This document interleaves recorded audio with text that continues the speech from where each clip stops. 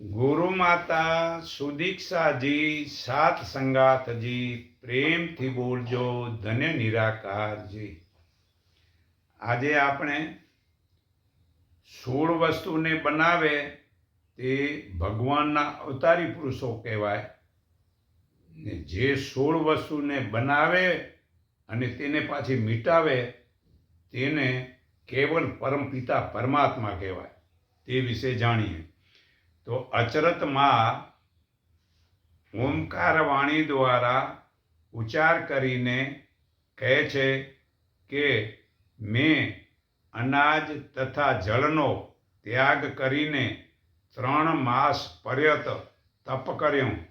તપના સમયે મેં અમર મંત્રનો જાપ કર્યો, જેથી ગુરુ પ્રસન્ન થઈ મને કહ્યું કે તમારે જે જોઈએ તે માગી લો.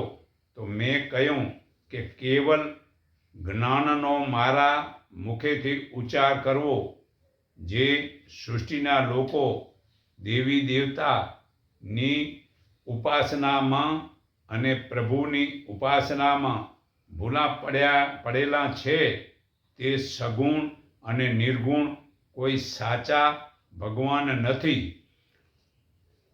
પાના નંબર 270 અચરત સાગરમાં પુરાવો છે. તો સાચા ભગવાનને જાણી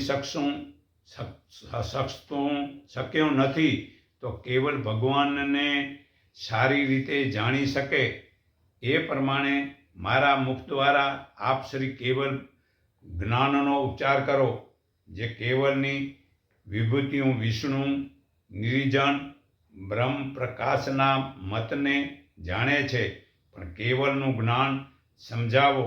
તે કેવલ સારસા ગામમાં ગુરુના લોકોને દર્શન થયા હતા. આ પાના નંબર 275 પુરાવો છે.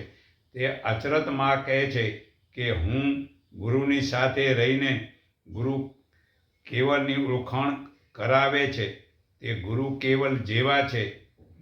મેં મારા તન મન અને પ્રાણ ગુરુને અર્પણ કરીને હું બ્રાહ્મણ કુળમાં જન્મેલ છું તેનું અભિમાન નાશ કરાવો. પાના નંબર 279. આ ગ્રંથમાં કેવલ જ્ઞાન શુરતા અને નૂરતાના સ્થિર કરી તેને આધ્યાત્મિક જ્ઞાન તે બ્રહ્માજી શંકર વિષ્ણુ પણ પ્રાપ્ત થવું મુશ્કેલ છે. તે જ્ઞાન બ્રહ્માજી શંકર અને વિષ્ણુને પણ પ્રાપ્ત થવું મુશ્કેલ છે. પાના નંબર 282.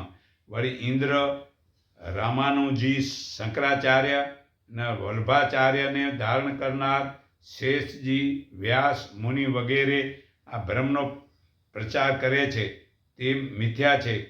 જ્ઞાન નંબર 283. ન્યાયશાસ્ત્ર કે સાંખ્યશાસ્ત્ર કે આત્માની હકીકતમાં પણ કેવલ બાકી રહી જાય છે. દરેક આચાર્યોની એક બ્રહ્મ જ છે તેવું કહે છે. 6 પ્રકારની જુદી જુદી રીત વસ્તુને બાળે છે. તેવી જ રીતે દરેક આચાર્યોને છેવટનો ધર્મ એક જ બ્રહ્મ જ છે એવું જ જાણે છે. તો પ્રથમ અગ્નિ જગતના કાર્ય અર્થે દીવાની જ્યોત સ્વરૂપે પ્રગટ રહેલી છે. બીજો શીત અગ્નિ, ત્રીજો વિદ્યુત અગ્નિ, ચોથો વડવા અગ્નિ અને પાંચમો સૂર્ય રૂપ અગ્નિ છે. છઠ્ઠો દિવ્ય અગ્નિ. તે સર્વ આચાર્યોની સમજણ પણ ઓછી વધતી હોય છે.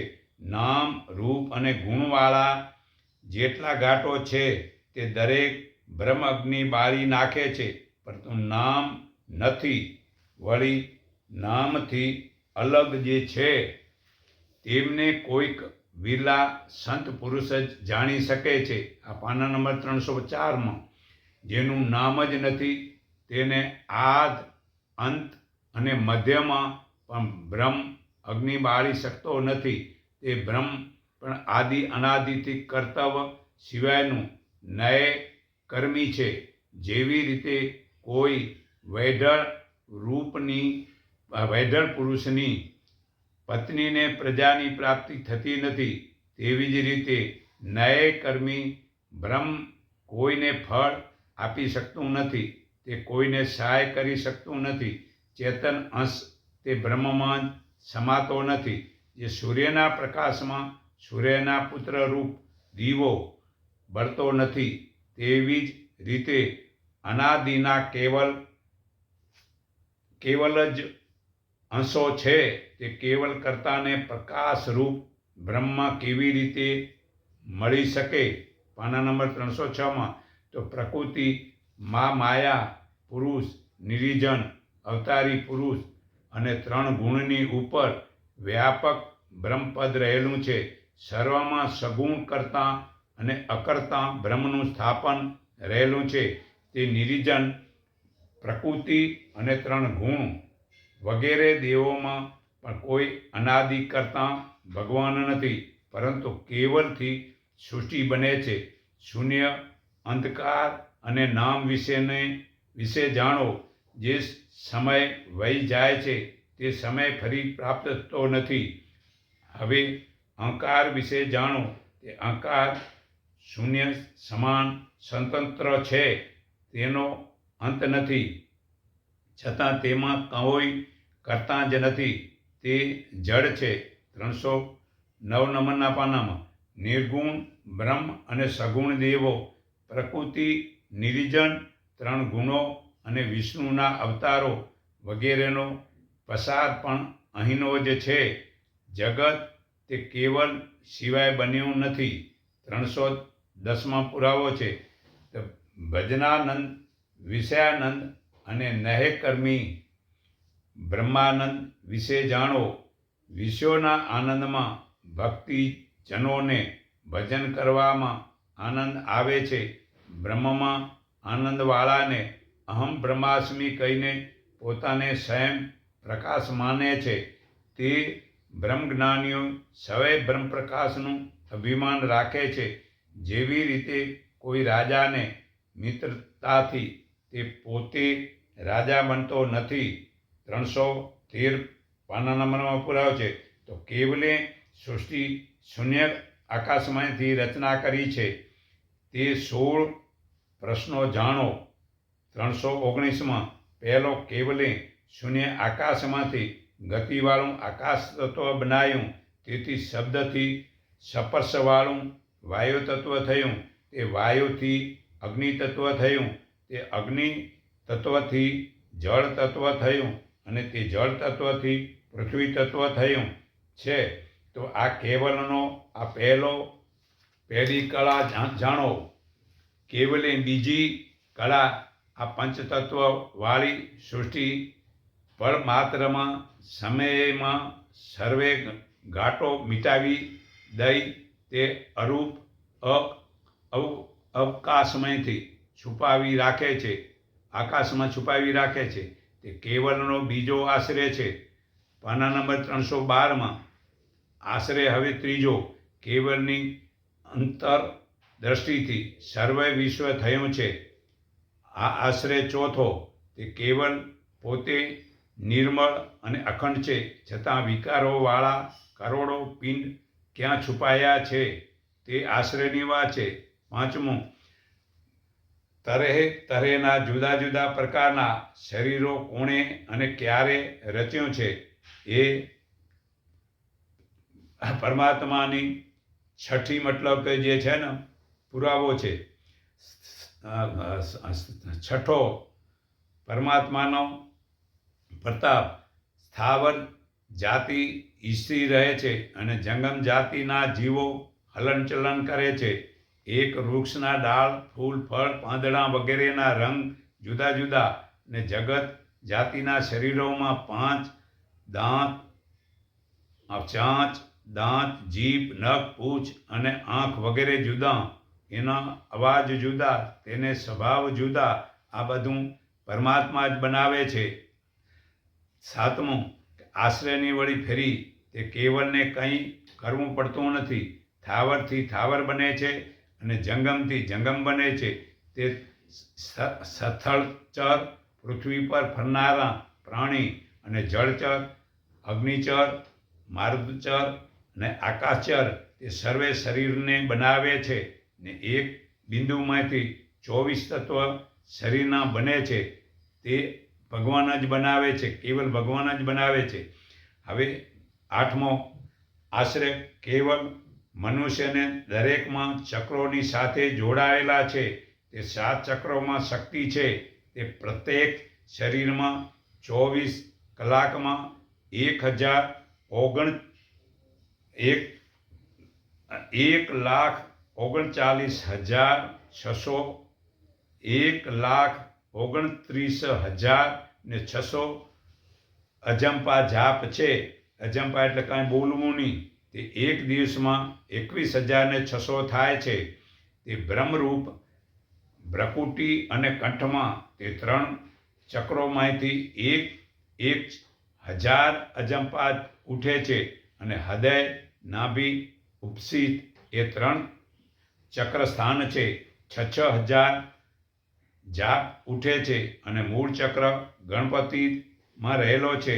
ત્યાં 600 અજંપા જાપ ઉઠે છે. જે ચક્રમાં સ્થાને જે જાપ તે ચક્રના દેવને આપવાના છે તે બ્રહ્માજીને ઉપસ્થિત સ્થાન છે. ગણપતિનું જે છે જે ગુંદાદ્વાર છે ત્યાં 600 જાપ એમને આપીને ત્યાં એને ખુશી કરી અને પછી બ્રહ્માજીને ઉપસ્થિત સ્થાને 6,000 અજંપા જાપ આપી તેને ખુશી કરી ને વિષ્ણુને નાભી સ્થાને 6,000 અજંપા જાપ કરીને ખુશી કરીને પછી શંકરને હૃદય સ્થાને 1,000 જાપ આપીને પછી કંઠમાં જીવ અને શિવ રહેલ છે. તે ભકુટી સ્થાને શક્તિ છે અને બ્રહ્મરુદ્રમાં મહાન જ્યોતિ સ્વરૂપે નિર્જન છે.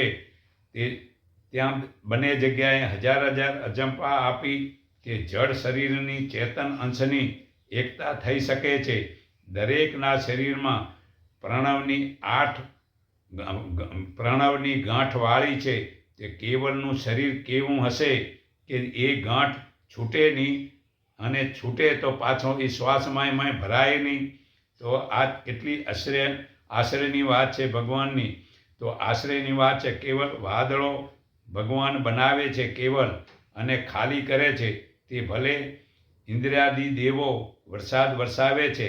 તે ઇન્દ્ર વગેરેને બનાવનાર તે સર્જનાર છે.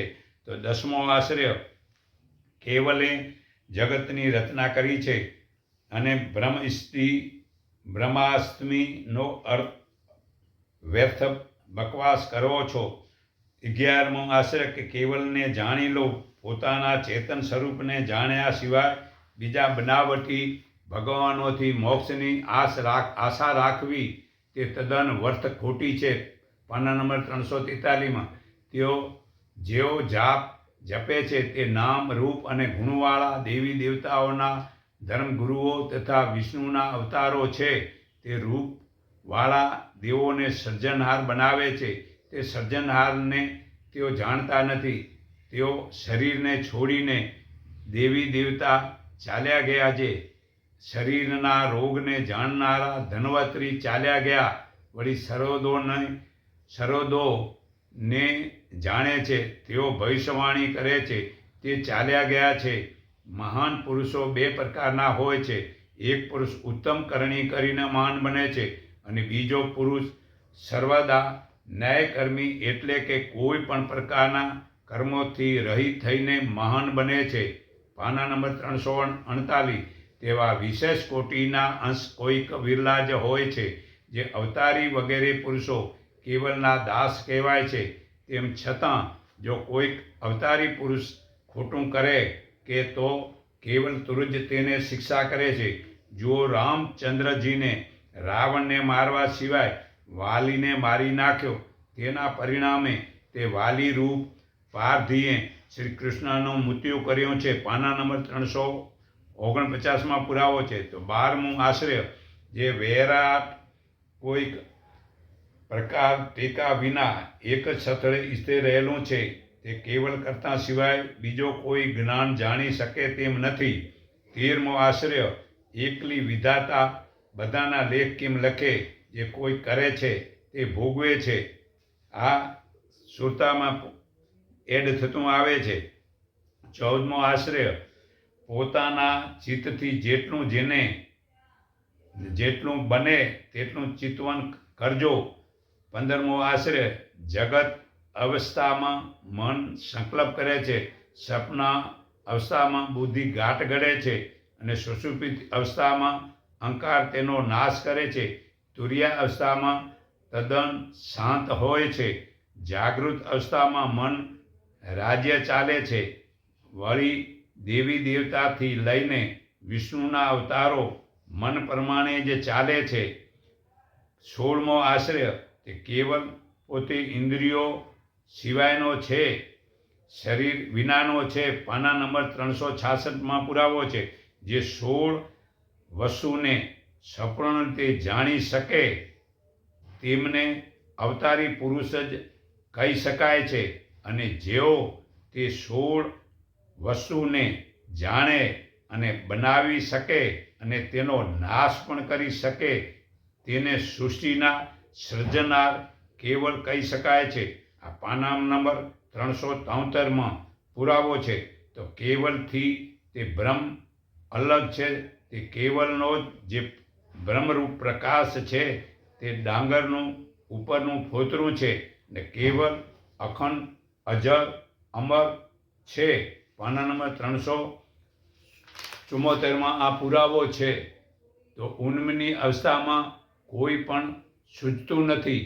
તે સમય ભક્તિ થાય છે અને તુર્યામાં જ્ઞાન થાય છે, પરંતુ પંચભૌતિક શરીરથી પર રહેલા નિજ આત્મા અંશને જાણ્યા સિવાય બ્રહ્મજ્ઞાનીઓ પોતે જળ જેવા રહેલા છે. જેવી રીતે લોહચુંબક આકર્ષણથી લોખંડ ચલાયમાન થાય છે, તે લોખંડ લોહચુંબકને જાણતું નથી અને લોહચુંબક પણ લોખંડને જાણતું નથી.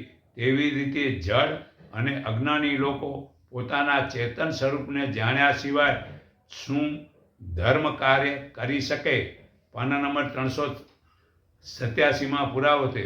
તો જ્યારે નિજ કેવલની સાથે જેની સુરતાનો એક તાર થાય છે ત્યારે તેઓને જન્મ મરણના ચક્કરમાં ફરવું તે આ જગતમાં રહેલા કરવા જેવું લાગે છે. તેથી તે વખતે તેઓને જગતમાં આવવા જવા પોતાને આધીન હોય સહેજ સ્વાભાવિક જણાશે, કારણ કે તે બાજુ આવેલા કેવલના પોતે દાસ હોવાથી. અહીંયા જ જગતમાં તેઓ દેવતા પણ દેવતુલ્ય ગણાય છે. વળી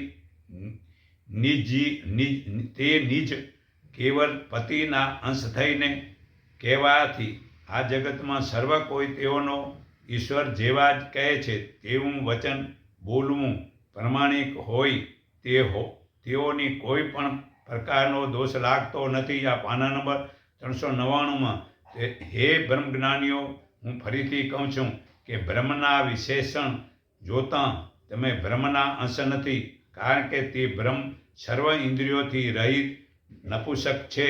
તો પછી તમે કહો કે તે બ્રહ્મને પ્રજા કેવી રીતે ઉત્પાદન થઈ શકે? માટે તે બ્રહ્મના આપણે અંશો નથી, કારણ કે ગુણ ઇન્દ્રિયો અને તત્વોથી રહિત ઈચ્છા સિવાયના તે બ્રહ્મ વડે કોઈ પણ બની શકે તેમ નથી. પાના નંબર 400માં જેવી રીતે સૂર્ય અને ચંદ્રનો પ્રકાશ છે તેવી જ રીતે સૂર્યરૂપી કેવલનો બ્રહ્મરૂપ વ્યાપક પ્રકાશ છે.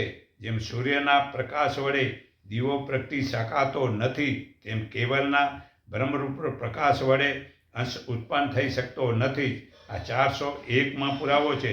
તો દ્રષ્ટા પક્ષે જોતાં જેમ સૂર્ય ચેતન છે તેમ કેવલ કરતાં પણ ચેતન છે, પરંતુ જેમ 402માં સૂર્યના પ્રકાશ ચેતન નથી તેમ કેવલનો બ્રહ્મપ્રકાશ શૂન્યમાં પ્રસરેલો હોવાથી જડ જ છે.